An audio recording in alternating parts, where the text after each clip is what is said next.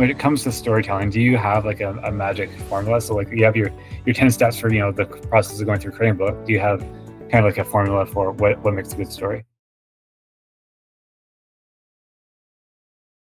I would say I'm a student of storytelling more than a teacher of storytelling, but the power of stories is that we're hardwired for stories, and it taps into our emotions. It makes it more memorable what you're saying, and it can frame an issue or a topic. It can frame the meaning of a story. It can frame how people think about a topic. So stories can be very powerful, but a story structure, you can have long stories, but one of the types of stories that I think is quite useful is one that's like a 2-minute story or a 3-minute story.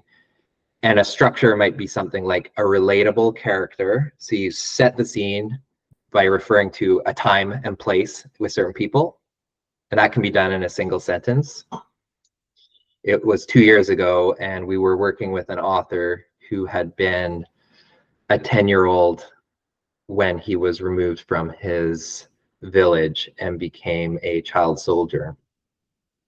And so I've just set, it was 2 years ago, we were working with this author who had been removed from his home as a 10-year-old, and that's his story.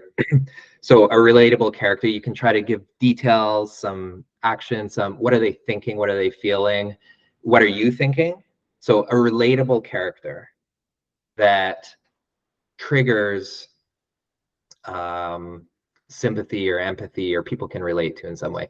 And then there's some kind of challenge or obstacle or that they have to overcome, and then there's a resolution. That's the simplest version of a story, is a character that people can relate to, who has feelings, thoughts, goals. They encounter some form of challenge or obstacle, and then they overcome that, and there's a resolution of some sort, and then there's often a lesson in that. And as the storyteller, you sometimes have to unpack the lesson, or you might ask questions. That's a very simple version. There's slightly different structures that have, a hero's journey, for example. You might have a relatable character in a setting, and then they have an opportunity to take on a challenge, but they turn it down because they feel they're not ready yet.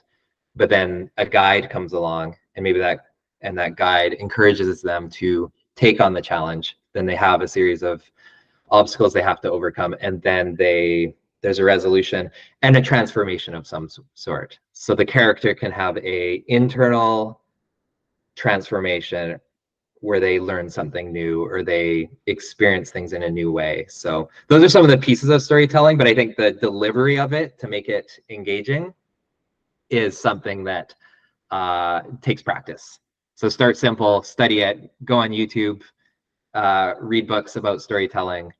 And again, this is storytelling, not writing a fiction book, which is a form of storytelling. But then just say you're promoting a nonfiction book on a topic, and you're doing a 30-minute interview. You want to have, when someone asks you a question about a certain topic, you want to have a little story you can tell that actually captures people's attention. They focus, they stop spacing off. And so that's where you just set the stage about some action, some character. And usually there's two types of stories. One is your own story that you need to tell, and then the other can be stories of examples of the topic you're talking about.